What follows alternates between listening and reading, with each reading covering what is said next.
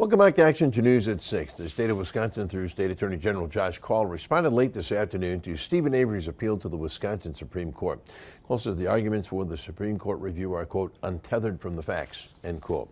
Avery's attorney, Kathleen Zellner, filed for review by the Wisconsin Supreme Court late last Friday. The appeals court in District 2 turned down his case in mid-January, seeking a new trial for his murder conviction in the 2005 death of Teresa Halbach. She disappeared after being called to Avery's salvage yard in Michigan to take photos of a vehicle. Her car was found in the salvage yard 5 days later, and bone and clothing fragments in a burn pit on the property were identified as Halbach's.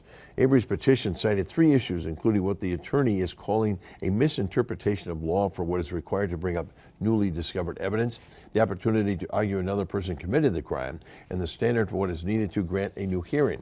In response, Call wrote, quoting now, "There is no novel, important, or conflicting law at issue, and nothing worthy of this court's review based on this case. As with his previous petition, Avery has ignored the facts that the only issue raised by this case is whether he met the post-conviction pleading standard.